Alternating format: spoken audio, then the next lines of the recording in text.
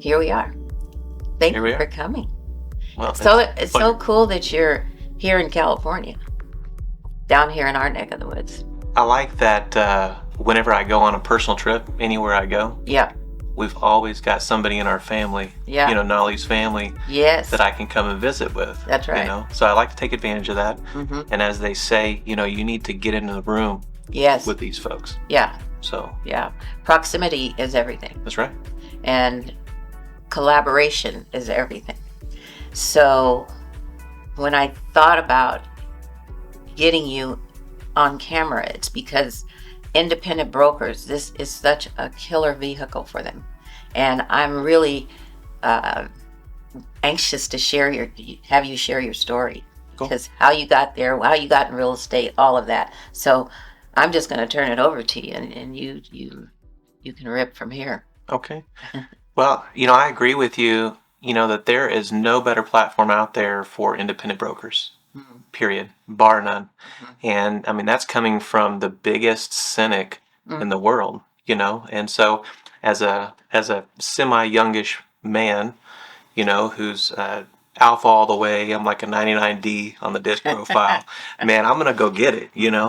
And so if there's something to be built, then I'm going to say, I used to drive submarines in the Navy, you know, Wow. I could build a brokerage, Yeah. right? I can do this. And so I can organize a team.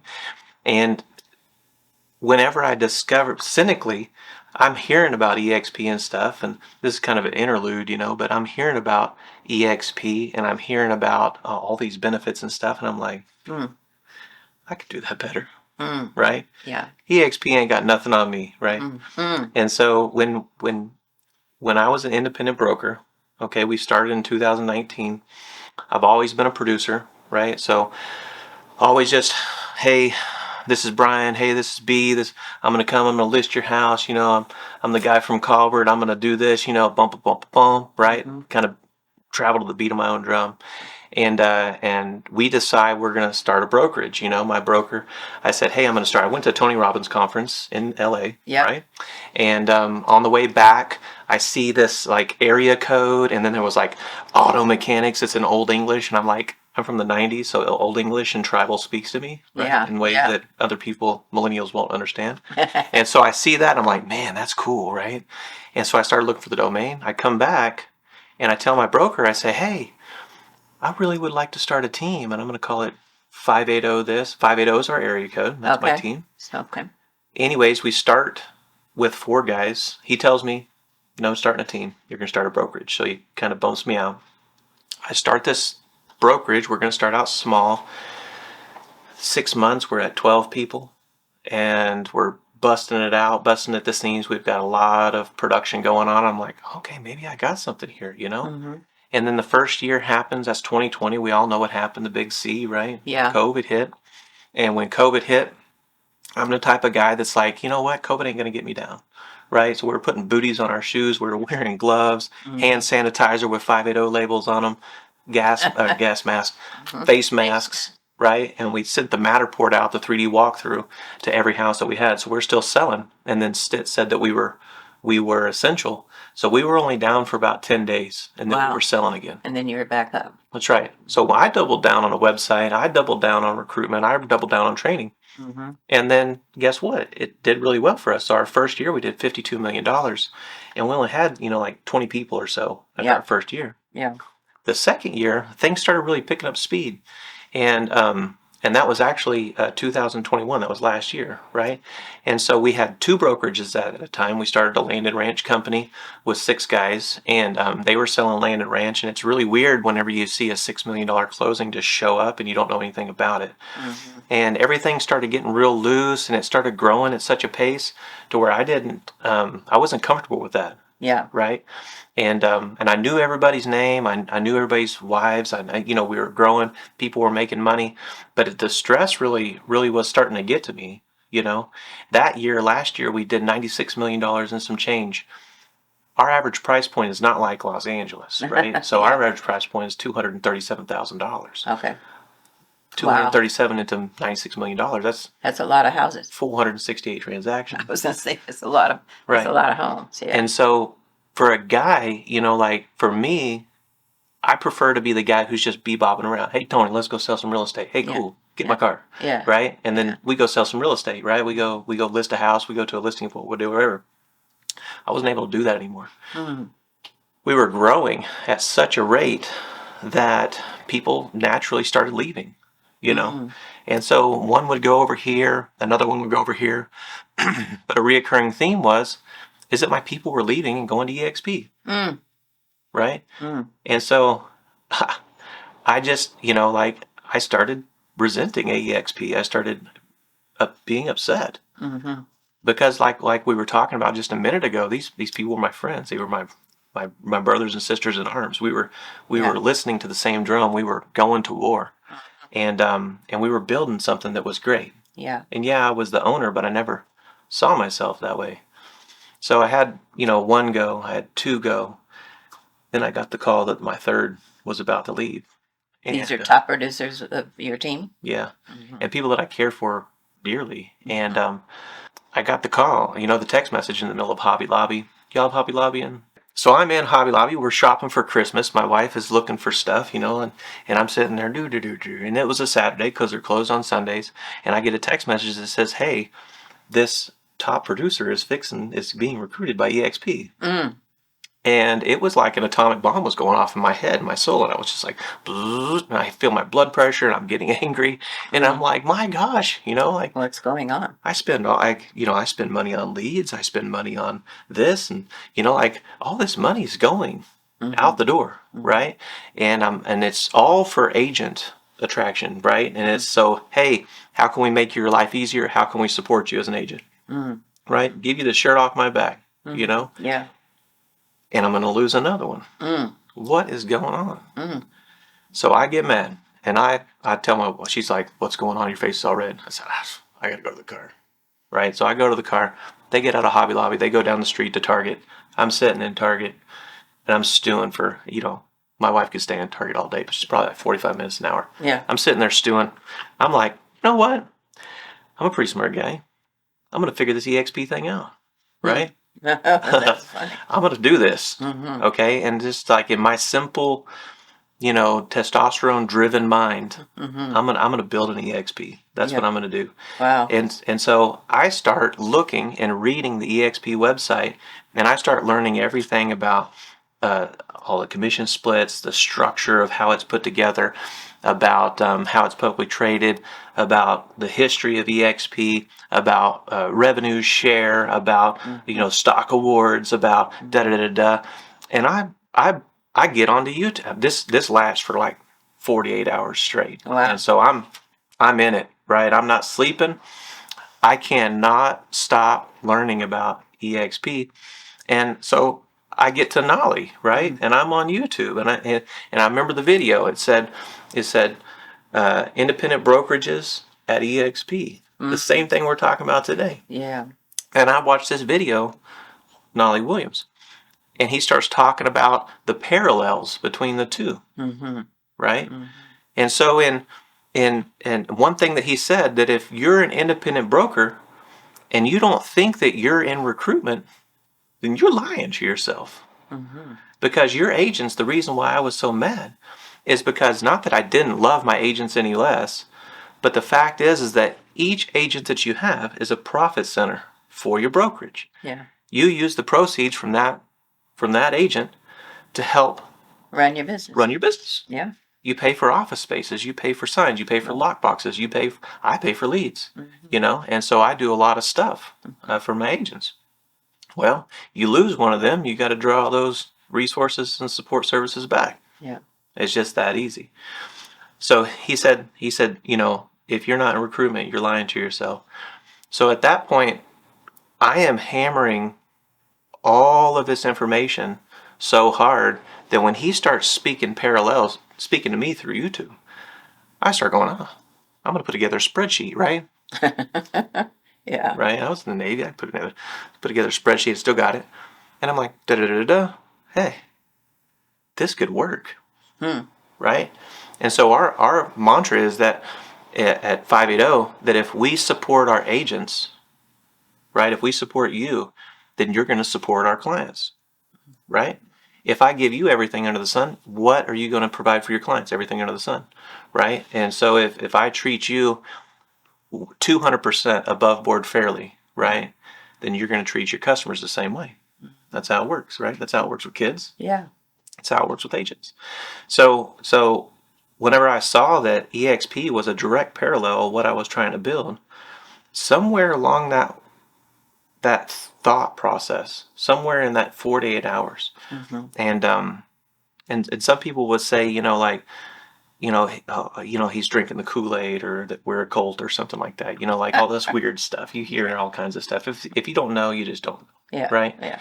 And so somewhere in that thought process, whenever I explored it and I gave it the attention that it deserved, I realized that Glenn Sanford had already built exactly what I was trying to build.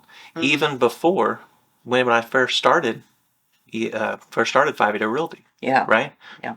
When I was on the plane coming back from that Tony Robbins conference, right, on the airplane, it was dated, I think, 3/19 of 19. And when I hand drew the logo for 580 Realty, and I wrote all these. I had 3 columns, and I had a little bit of stuff that I never used, but guess what I had over here on this column? I had 100% brokerage, right? I had an open office space. I had all this stuff written out, but whenever I became an independent broker, what happens?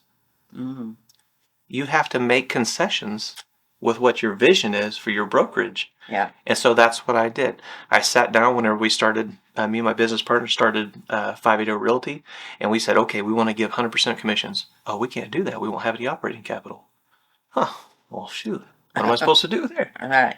Make concessions. So we figured out another structured split that made sense for us, financially as brokers. Hey, we wanna take everybody to Disney World, one day, and pay for all that. Okay, well, we need more money, right? We need more money to run that, right? We want to have some office spaces. Okay, well, we need some more money, right? We started to grow. Well, it's harder and harder to give everybody the leads. Yeah. And so as this happened, I felt myself getting further and further away from that vision that I had on the airplane, in 2019. The reason why I started my independent brokerage, because the platform for EXP, it provides a seamless way for independent brokerages just to slide over. Right.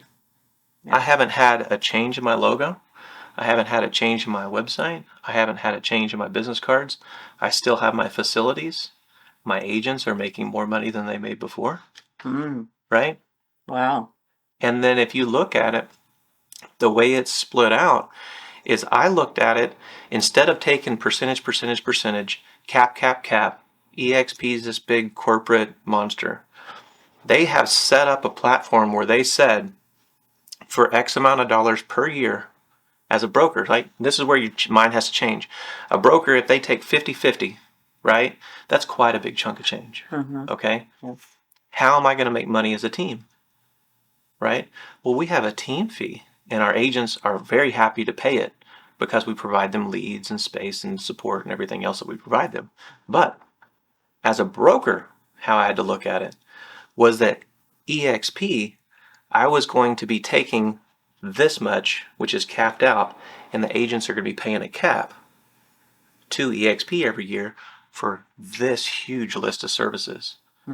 And so whenever I broke that out by the number of agents that I had, and then I looked at my overhead over here on what I was paying for all those support services, it was this cap, what I was paying EXP, was minute compared to what I was paying in every year. It's just I controlled it and I was responsible for it. Right. Now we have a problem. I'm a workplace. Hey, Mrs. Broker, right. I've got a problem. Yeah. Right? And then boom, they take care of it. Yeah. We close it. I have a workplace chat. They say, hey, this transaction's been closed out. Boom, we're going to be paid. Right? Instead of having 3 people reviewing files and still being scared that ORIC is going to come, the real estate commission is going to come in and do an audit of my shop. Right. Right? Yeah.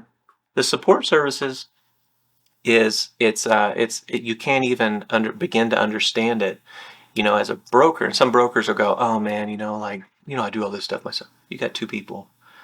Wait till you get 32 people. It becomes crazy. Yeah. Wait till you have a $100,000 check show up. You don't know what it's for. You don't know where the file is. You don't know if you have signatures. You don't know if it's closed. You don't know if there was an Indian burial ground on that property. I mean, like, all this stuff is what you were dealing with I was dealing with on a daily basis. Yeah. And truthfully, I don't have to deal with it, right? I mean, I picked up my work cell phone. I pitched it to my office manager. I said, I'm going to San Diego. I'll see you later. I'm doing a podcast on Sunday. Right. Please pay for the rental car. That's awesome. You know? That's awesome. So, as an independent broker, you're probably keeping 100% of your sales commission, right? Mhm. So, why would you want to pay $16,000 cap to an EXP, whereas before you didn't have to pay them anything? Oh, that's easy. Yeah. Because we're not at 100% brokerage. We're at 110% brokerage. Wow. So let me explain that. Yeah. So as a team lead, there's several things that are just not, it's not out there and it's not obvious as somebody looking inside, right? I call it the rabbit hole because when you're looking in a rabbit hole, right, like Alice in Wonderland, you're looking and you're saying, hey, there's a rabbit hole, and you got a rabbit that bounces out and says, hey, come with me. It's great down here. You're like, I don't know if it's cool down there. I don't want to go down a rabbit hole. What if it ends up being Alice in Wonderland? Yeah. Right? Well, inside the rabbit hole, as an independent broker moving over to EXP, first of all, yeah, I pay in $16,000. Well, guess what? I'm also an Icon agent. Okay? Tell us about the Icon agent. Icon agent is. This is something I didn't realize when I was coming. I was like, you know what? I got to pay in $16,000. Is it worth it to me? Absolutely, right? And I was just looking at my overhead as an independent brokerage versus what I was going to pay in and the services I was going to get.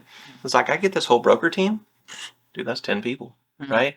I get done for me marketing. That's worth it right there, right? I get blah, blah, blah, blah, blah. I could go on and on. But now I get in and then I'm learning about this Icon agent because EXP is a culture of learning and exploration. You can, and that's not an EXP-ism, right?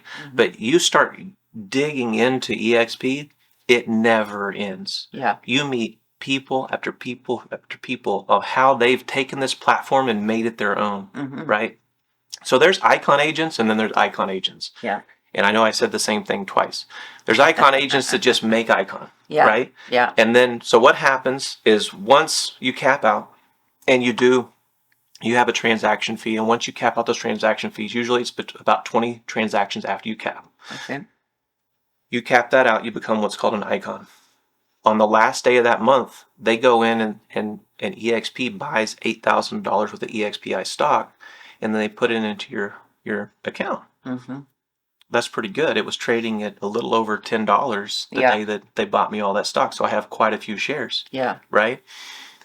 Then, if you go to EXPCon, which we just came from EXPCon in October, they award you with another $2,000 of stock, right? On the last day of that month, right? So I made Icon and then I went to EXPCon in the same month.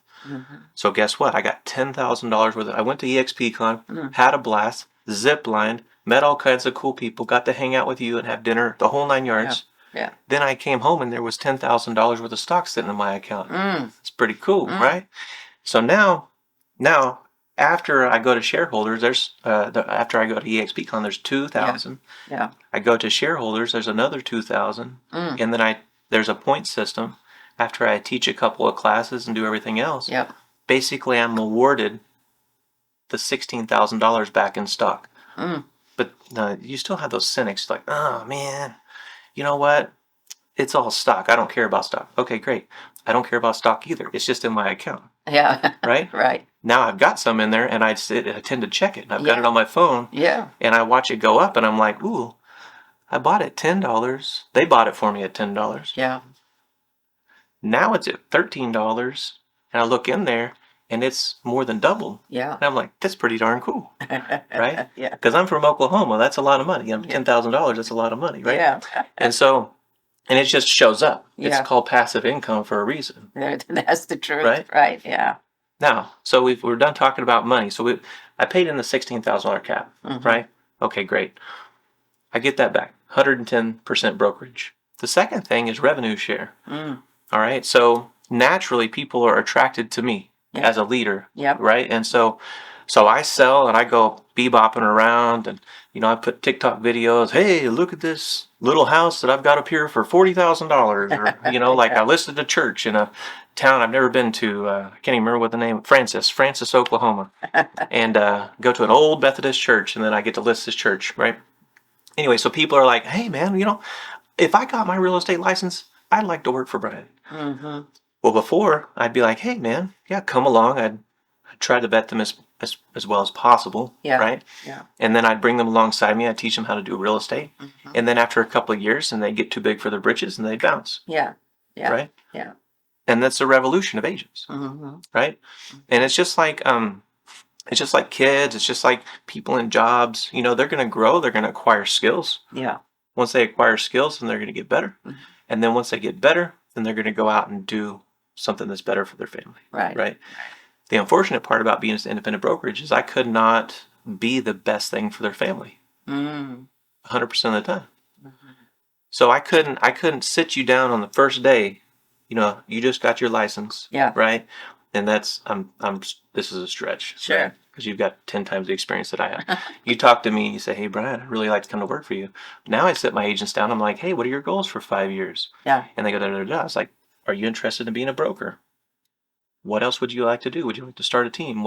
How can I help you? Mm-hmm. Right? Yeah. So now as an independent broker, I give people options for growth. I've embraced the fact that people are going to outgrow me. Mm-hmm. Yes. And I'm okay with that. Yeah. And then I align myself with them and I say, okay, like I just had an independent agent. She's going to start a team, a brokerage, a group, not a brokerage, but a team up in Kansas, right? Mm-hmm. And she said, hey, Brian, how can I align myself with you? It's like, well, this is how we can work together, right? Mm-hmm. And so we've designed her logo. We'll work on her website, her Facebook page, her marketing, her signs, the whole 9 yards on the EXP platform. Yeah. And then I don't have to take any money from her whatsoever. It's cool. EXP pays me. Yeah. So with revenue share, when we bring people in, EXP obviously awards us. Yeah. Right? Yeah. And we have 7 levels of wealth.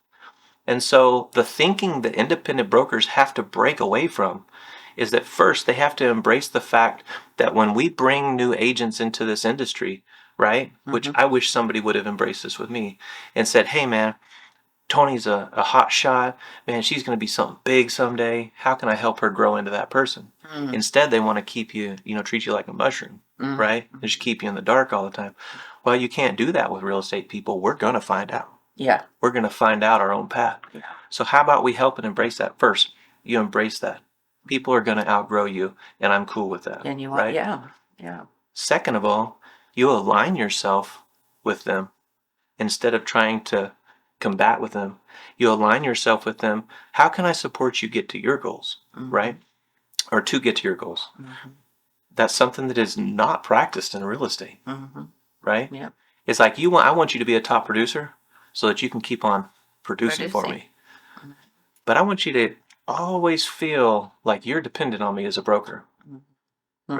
That's not how we operate anymore. Right. Right? And that's revolutionary in the real estate world, not just in my neck of the woods. Yeah.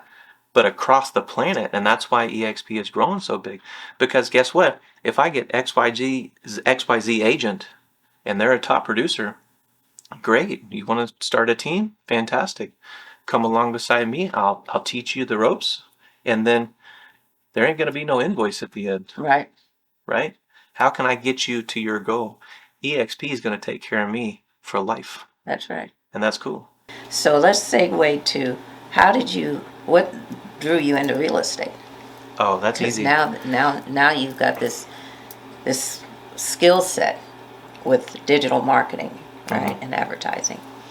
How did you go from the car business to the real estate business? Yeah, that was easy.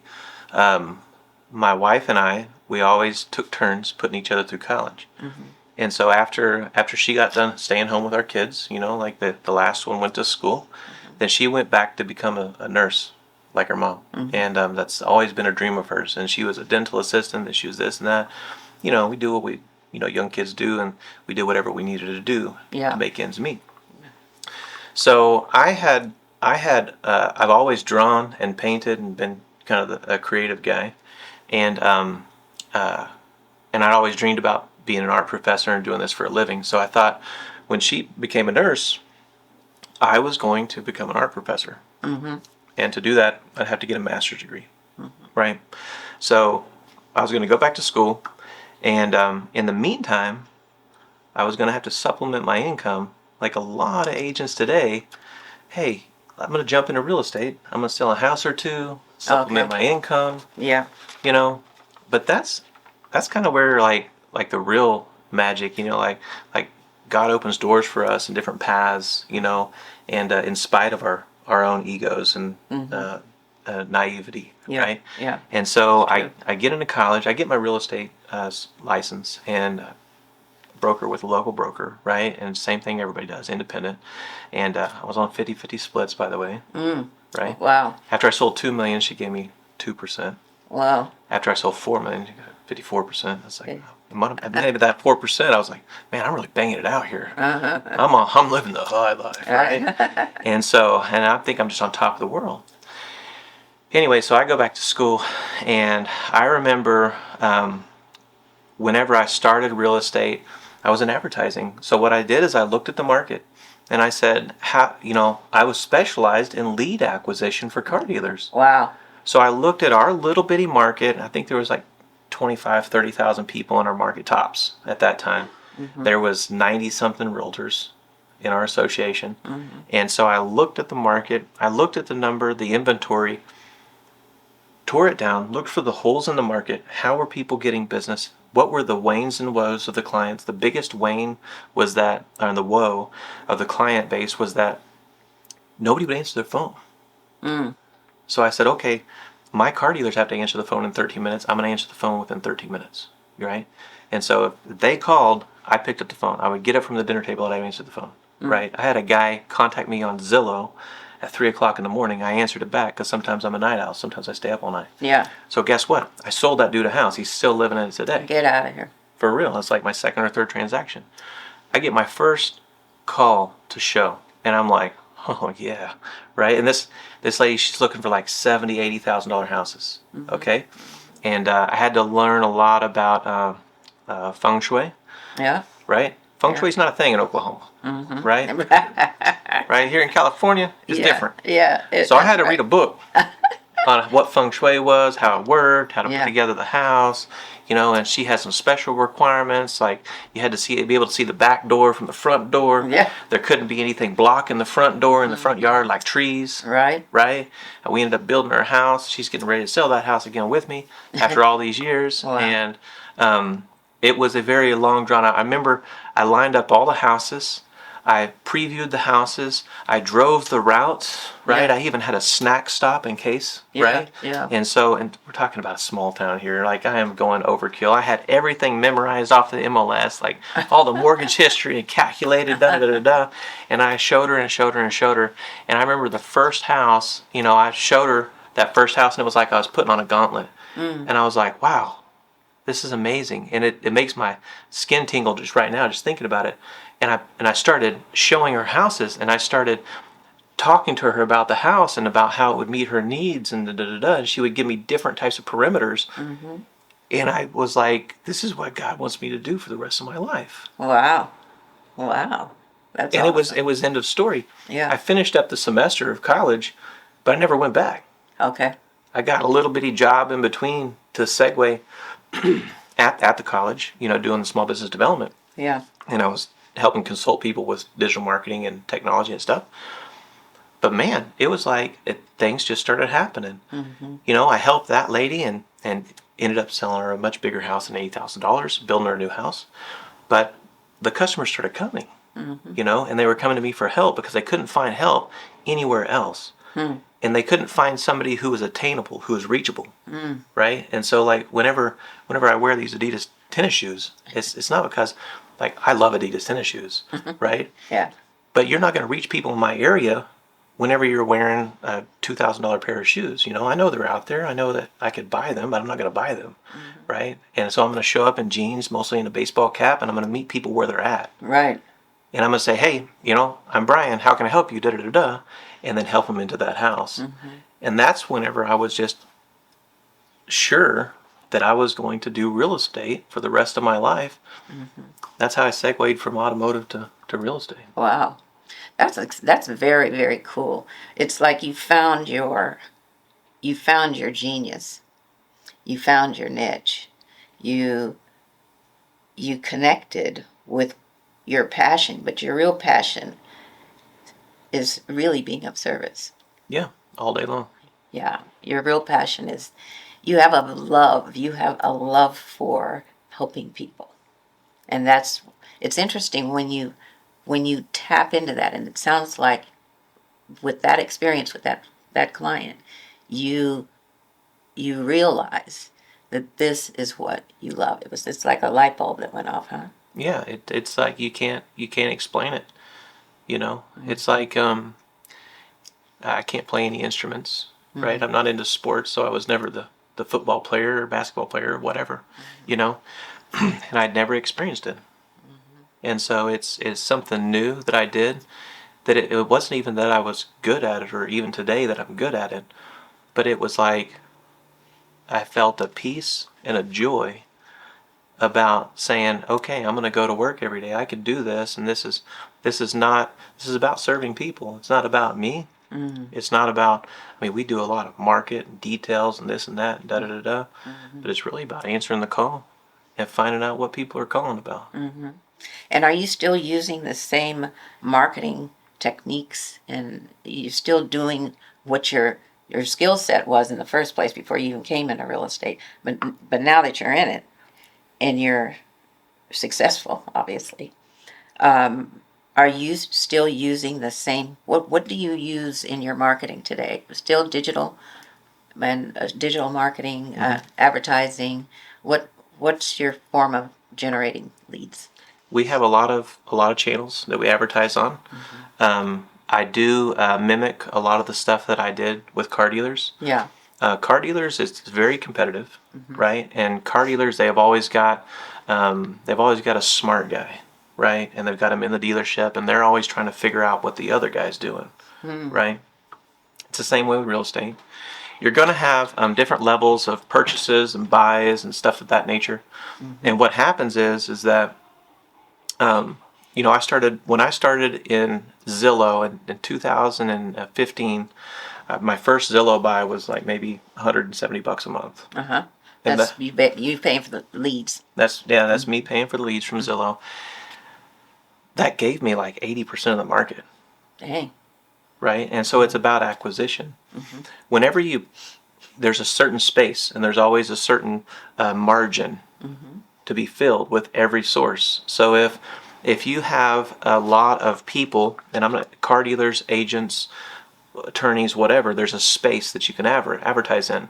And we'll liken it to the newspaper. Back in the day, we used to have classified ads, right? Yeah. And so we used to have rag sheets for car dealers, right? And on the rag sheets, it would have just lists and lists of cars, right? All the specials for the used cars, all the specials for the new cars. Well, it was just overload, right? It was clutter, okay? So whenever you're looking at a market, you have to look at the margin, right? And I don't care I don't care if you're a Baptist church. You need to look at what that space looks like. If that space is cluttered, then the price of the ads goes up, right? So if you're buying Zillow, like Zillow's probably bought out in a lot of this area. Yeah. And if you want in there, you're going to have to wait for somebody to bounce out. Uh-huh. Well, that means your ads are going to be super expensive. Your return is still going to stay the same, right? Because that kind of buyer is going to buy through Zillow. So if you track what you can buy at that point, I was buying basically the whole market for $170. Well, then guess what? 8 years later, now everybody buys up those ads. And there's 3 top positions. They're about $2,000 a piece. I don't buy those because those are expensive leads. Yeah. $2,000, that's $24,000 a year. Yeah. Even though I can make it back in return, I'm not going to participate in that space because it's too expensive. So you have to look at how many people are advertising, how many units are in that particular. If we're in Oklahoma, and then our towns are kind of like your neighborhoods. Yeah. All right. So if you have neighborhood XYZ, that might be like town XYZ in Oklahoma. So if I look at that town and I say, okay, on average there's 2 or 3 listings a month, Yeah. If I spend a lot of money to sell those 3 houses, will I sell those houses? Absolutely. Can I make enough return off of those 3 houses, though, to pay for the ads? Probably not. So I need to advertise where the inventory is. That's the second variable there. Yeah. Most agents don't look at the market like this. Clearly. They just go, hey, Yeah. what's Brian doing? And then they follow my footsteps. So whenever you say, hey, are you doing the same thing? I do different things all year long. Okay. Because in automotive world, everybody was always looking at what I'm doing. They were boiling down. They knew what I was bidding on my keywords. And we were working within pennies to outbid each other on certain keywords. And we were working with corporate that had copyrights and trademarks on some of those keywords. Yeah. So it was a very delicate process to be sure that you were the top bidder that was in alignment with corporate. So now, I might purchase a certain set of keywords just because I want everybody else to see that I'm pulling up for those keywords. Yeah. Then they come in, and then I can do it myself. So that means I can bounce at any moment. I can change up my buys. I can change up my ads. I can do different designs or whatever at the drop of a hat. And usually I try to stay ahead a couple, 3 steps. If I buy up a certain set of keywords that I notice are costing a lot of money, I'll buy them up. Then it drives everybody else in town nuts. So what do? They're pretty smart. They figure out what I'm buying. They start advertising in that area. But they got to get into contract with somebody to get it done. Yeah. So then they get into contract for 3 months, 6 months, a year. I'll bounce out. Because at the end of the day, in real estate, money's a scoreboard. Right? If we were professional football players, which I would never be a professional football player. Me neither. Basketball player, polo, whatever. It's all the same. Get the ball into the goal. Once you get the ball into the goal, guess what? You're going to put some points on that scoreboard. We're real estate agents. So our goal is to get these houses closed. Yeah. Our points happen to be dollar bills. Yeah. If the other agents are spending their points on advertising because I purchased it, they decided it was a good idea, they get into contract, I move on to what's very fruitful because I know what the ROI for the keywords are. Wow. This is a science. You got to stay on it all day long. This is a science. You know, most agents don't realize there is a skill set to marketing and advertising. No. I mean, this is like scientific to me. For me, I'm listening to this and I'm going, oh yeah, I'd have to hire somebody. I'd have to hire you. It's not even scientific. It's more sociology Yeah. than anything else. Whenever you buy a house, understanding what your mindset is, right? You're a real estate agent, right? You're top of your class, maybe top in this town. I don't know, right? And so you've sold more real estate than we could even imagine. You're going to buy a house someday. How are you going to buy it? What's the first thing you're going to say when you go to Google to find your next house? Right. Right? Yeah. And so if you have the ability to figure out what the highest search queries are, then you can relate those to the ads. And you know how the ads and the keywords and everything relate back to each other. Yeah. How they're reciprocal. What Google likes and what they don't like. Because a lot of people, they do keywords, they do AdWords, they do local service ads, they do Facebook, they do all this stuff. Yeah. I was there when they made it. You know, I was trying to figure this out whenever I was young, dumb, and needed some money to buy formula. You know, so it was either make money off of these ads, figure it out, or die. That was it. I was going to have to do something else. I'd have to go to work at McDonald's or whatever. Wow. Wow. That's another source of revenue for you. You could be coaching this. No, I've been down that road. I had my own ad agency. I did this. I built websites and I did advertising all over the world. Yeah. And really, that's not like I sold that business. Okay. Right? Okay. Because whenever you're offering like a website, you say, okay, I'll do a website for this much money. Or, hey, I'll do advertising for you for this much money. There's a lot of client interaction. Yeah. A lot of times they don't have that input. They don't give you the content. They don't give you the ads. They're non-existent. You can't do it all. So it really wasn't. It was financially, it was really good. Yeah. But it was just too much stress. It's much better to get somebody across the finish line on a new house Yeah. and just know that those commissions are paying me for my advertising efforts. Yeah. And so let's relate it this way. This is difficult. This is how I see my brokerage, right, or my team, right? Yeah. And so you see, it's been a year, right, and Yeah. I'm still saying brokerage. If you bring me a house, right, you bring me a house, what I'm going to do is I'm going to bring your house to market.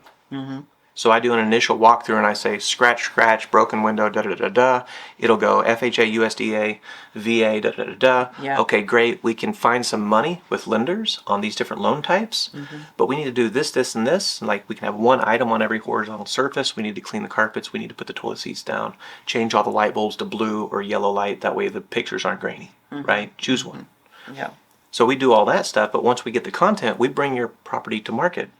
We do that with a series of ads, right? Yeah. So instead of paying me to do the advertising, I let my customers pay me via commissions to bring their houses to market. Much more fulfilling. Yeah. Much more fulfilling. Yeah. Because whenever I've had a lot of agents are trying to counter sell. You know, they're, oh, Brian gets a lot of the broken houses, the ugly houses. I've actually got a contract with the We Buy Ugly Houses franchise in town. You know, like, and so like if it's got 4 walls, I'll sell it. I don't care what it looks like. Right. But I will sell it someday. And people go, man, you just don't get a lot of nice houses.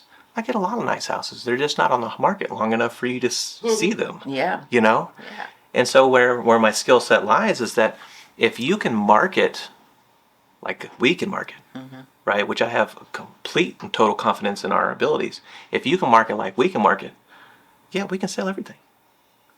Interesting. And we're not the discount broker, so we don't walk into a listing. People call me. Yeah. And they say, hey, I heard you could, I've got a problem with this house. You think we can still sell it? Yeah, we can sell it. But XYZ agent said that they'll do it for 4 or 5%. Well, I start at 10. What do you mean what? You start at 10? That's right. I was like, well, if we're negotiating, let's negotiate. Yeah. It's like you call me because I'm also good at negotiating. And they go, oh, so it's not 10%. I said, well, that's where I'm starting. You started at 4. That means we got a 6% gap. Let's see where we can land up. Right? And so then they realize, okay, I caught a tiger by the tail. I need to hold on to him because I want to sell my house. Right. Right? Yeah. And a lot of agents will say, oh, man, this house is just... It's a foreclosure. I don't think we can sell it before it goes into full foreclosure. I was like, I sell a dozen a year that are fixing to go into full foreclosure. Yeah. Right? Yeah. I can't do probates. I can do probates. Let's do them. Yeah. Right? There's a way to do it. That's right. That's right. That's awesome. I have so many questions for you. So, first of all, I just admire your grit, man. You're just like no stopping you. You know what I mean? And that's because you have a real passion for what you're doing, and we can appreciate that. So, I'm going back to the EXP for a moment. Let's do it. How many people on your team now? I just brought 3 more on. So on my team, I'm going to have 20, and then I've got the independent team leader in Kansas, Okay. and they are talking to a couple of agents in the area, so they'll be part of my family, but they'll be indies, Yeah. right? Yeah. And then I've got an indie in Garland, Texas, and I've got an indie in Dallas, Texas, Okay. which is pretty cool. That's nice. So you've got kind of a what we call a expansion team, sort of expanding across. That's the beauty about our company too. Yeah. There's no boundaries. It's like we're global, Yeah. you know, and we get to. It's a very collaborative community. Everybody shares their stuff, you know, and whatever's working, right? So. Yeah. I find the only time that people have a issue, an inability to see what's really going on here, the magic that Glenn Sanford started, is that, he said, he didn't tell me, he told me and thousands of other people, Right. but he was on stage at Yeah. EXPCon. He said, quote unquote, we're going to add so much value that it would be irresponsible to to hang your license at any other brokerage. Yeah. Irresponsible. Wow. That's a strong word. You know, I don't know him, right? I've shook his hand. That's about all you get to do, right? Yeah. And at EXP Con, you know, so you're like, hey, you know, and I'm not name dropping. I don't know him or anything like that. Right. But I have more respect for him, broker I've never met, right? The owner of this company, than most people that I know in real estate, because he believes that everything that he's doing, that he can give back. You know, Zig Ziglar, he says, help everybody else get what they want, and eventually you'll have everything you want in life. That's right. Yeah. You know? So I needed to find a place where I could give people the shirt off my back and still be cool, right? As an independent broker, I give you the shirt off my back, you left, I'd just be naked, right? At EXP, I got a whole closet full of shirts. Yeah. Right? And they're like, you like to give out shirts? Here's some more shirts. Here's a better way to do this. Yeah. And that's my nature, you know. Like, if you boil me down to just a microns to cell level, I'm the kid who hugged his first grade teacher every day going in and out, you know. With the way I grew up, I always wanted, I wanted to be loved, and I wanted to love. Yeah. And so whenever I was reaching out physically at that point to my first grade teacher to get that love, right, that carried through to my adult life. That's right. And so whenever I see an agent who comes to me from another brokerage and they sold one transaction, they were with them for 2 years. I'm like, wow, okay, cool. You know, like, they come in hot. Agents always come in hot. Man, this and that, da-da-da-da-da, blah, blah, blah, blah, blah, blah, you know, and they want to fill us out. What's your commission splits? And what are you going to give me? And da-da-da-da. Man, they're hot. I'm like, you know, it's just hot air blowing in my face. I'm like, oh, blowing my hair, you know. And I'm trying to boil it down into, like, stop right there. Yeah. What do you want? What do you want out of your life? Well, I want to be, you know, Maserati driving top producer, da da da da. I said, cool, awesome, I can help you. You know, they come in, they've sold one transaction, or they're a team, and they come from another brokerage, it's really well known in Texas, and they say, hey, you know, we'd like to team up with you. We'd like to start our own team. 2 months later, they're like, you know what? We just want to be on your team for the rest of our lives. I'm like, cool, man. Let's just do that, right? And what do you give them, Brian? What is it that you give them that what is the magic sauce that you're working with? The top magic sauce is culture and community. The top magic sauce is love. Love, yeah. You've got it all day long. You have, ever since I've known you, you are a walking love bug.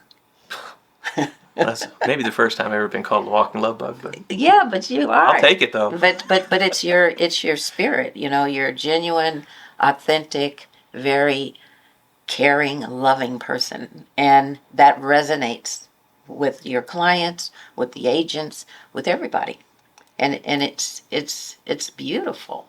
It's just beautiful. Well, thank you. So that's I just had to say that because, you know, when you have passion, when you have love, when you understand the real power of love, because at the end of the day, that's really what we're all looking for, right? We want to give love, we want to receive love, right? And we want to be love. So, you know, it's not that complicated, you know? Yeah. And when you're doing what you love, the universe, our source, takes care of us. Every day. Every day, all day. We just have to do the work, right? Mm-hmm. We just need to do the work and be consistent with the work. Suit up, show up, do the work. Yeah. Be faithful to the process. Be faithful to the process. Exactly. You know, if and I'll boil that down to you like this. You know, like, you look at all the bigs of the bigs, right? You know, Elon Musk and Bill Gates and Steve Jobs, and you know, like, and we just keep on going, you know. And I'm not trying to polarize anybody by saying those names, but these guys are big, right? You boil it down, what they get down inside of them is they have, this is why I do this, right? And you know, people can countersell and say they were bad here, or they were good here, or they did this, or they're not doing a good job here, or freedom of speech, whatever, right? And there's always that anti-sell. Yeah. Fact is they got it through their head, this is why I'm going to do this, right? and then they were faithful to the process, to a fault. Yeah. And so if we sit here, right, and so like my motto has been since day one is love begins at home. Mm-hmm. That's biblical, right? Yeah. And so you raise up your kids, right, in the way of the Lord, and so you raise them up. So now I've got 4 kids, and guess what? They're making their own families, right? Yeah. And so that began in a house. Mm-hmm. Began in a house. Yeah. There you go. It began, with the butt whooping whenever Adrian was not, doing what he's supposed to do. Yeah. That's love, Right. And so, but and that happened whenever they went to their pseudo prom, and it happened when they graduated from high school, and it happened. All these things happened in our household for a reason. And now, what's cool is on the other end of that, on the other end of being an independent broker and now being with EXP, it's the same thing as with my kids. Now my kids grew up. They got married. They joined the military, right? Now my kids grew up. They're buying their own houses. Now my kids are, about to graduate, and they're choosing different walks and paths. They don't live in my house anymore. Yeah. But what's cool, just like with my agents, is that they can come and they can experience it with me for a little while, or as long as they want. Yeah. Right? And I can say, hey, this is how I pour into people. This is what I'm going to do. And I'm going to do it in spite of you or anybody else. I'm focused on what I'm supposed to be doing with my life. Right. And I can continue to do that anywhere I want with the EXP model. And I can watch them prosper and grow. And that right there is my calling in life, Because at the end of this whole game, like if I'm not there, and if I pass away or whatever, and my funeral's happening, and people hear about it in San Diego or LA or whatever, and they line up around the block just to say, hey, thanks, man. And that's not why I'm doing it. I'm not doing it to give. But I know that if I help enough people along the way, no matter how they feel about me in the present moment, they know that I took a hit to help them to be successful. It's worth it. Yeah. All day long. Uh-huh. That was the problem in the cataclysm between me being an independent broker, is I would help them, but they would go off and they would feel like they could never talk to me again. Because now we're competitors. Yeah. With EXP, dude, I can sit here in a podcast with you. We're cool. Even if I was selling in LA, we're good. We're still cool. Right. Yeah. And it is a blanket model. I mean, I know people from all around the world now that feel the same way, just like you feel the same way as me, right? It's more Vincent Omnia, right? Yeah. Love conquers all. End of story. End of story. That's how it ends. End of story. Love conquers all. That's right. What do you recommend to a new agent getting in the business? They're just freshly licensed. What do you recommend that they do to get into production? You can speak up. Said ask them for a friend. Yeah, asking for. First of all, like I tell everybody, not selfishly, because I don't want everybody to join my team, obviously, but join a team, right?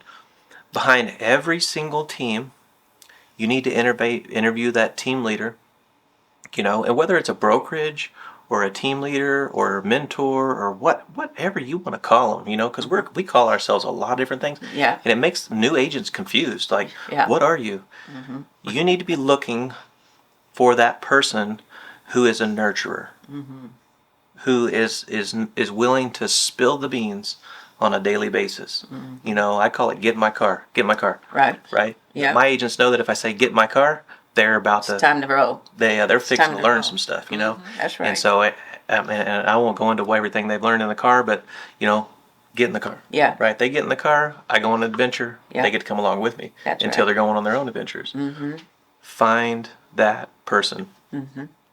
You get on a team. Shadow. Yeah. It's like shadow. Yeah, and it's just like how much that person is willing to pour into you Yeah. is how good you're going to be. Yeah.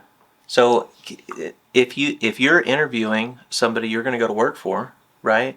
Or you're there and you're looking at your mentor currently and they're not and if you're going to other agents and you're going, hey man, how do you do this? Hey man, how do you do this? Hey, excuse me, do you have a minute where you could show me? And your leader's not showing you how to do that. Mm-hmm. Well, your leader's out there selling a house. Mm-hmm. All you got to do is I learned this in the You Navy. just have to you have to shadow them. Yeah, yeah. It's like shadow, shadow, shadow. That's how I learned, Yeah, It was my own realtor who got me in the business. really. And I had no desire to get in real estate, ever. I never woke up and said I want to get in real estate. It was my realtor who said, you'd be great in real estate. And then I Look said, where you are now. yeah, right? Yeah, But it's crazy. I shadowed her. I mean, I just had to go everywhere she went. And it's kind of an interesting, because you can learn so much just by shadowing. Yeah. Like that, I like that get in the car. Mm-hmm. That mantra, get in the car. I'll tell you two things. When I started in real estate, it was my realtor that I brokered under. Mm-hmm. But I had the opposite experience. Mm. There was no oversight. There was no teaching. I remember calling on a Friday night. I got my first contract. I said, hey, I got my first contract. Right? Wow. I mean, you're like excited. Yeah. Right?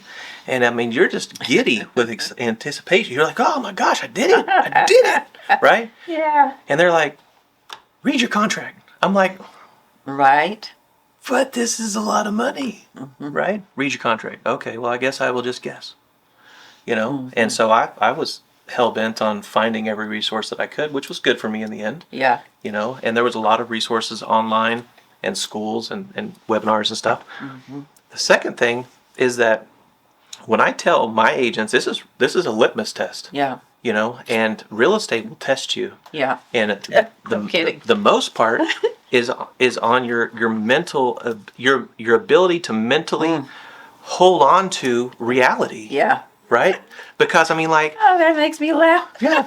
When I was in submarines, right? I was in nuclear submarines, so I had a battery of psychological tests, right? Yeah. I mean, they set me on fire, right? They drowned me. They locked me in a training facility, and then we couldn't repair a leak, and then they filled it full of water, and I watched bubbles come out of my mouth. They were my last ones, and I thought, I'm going to die.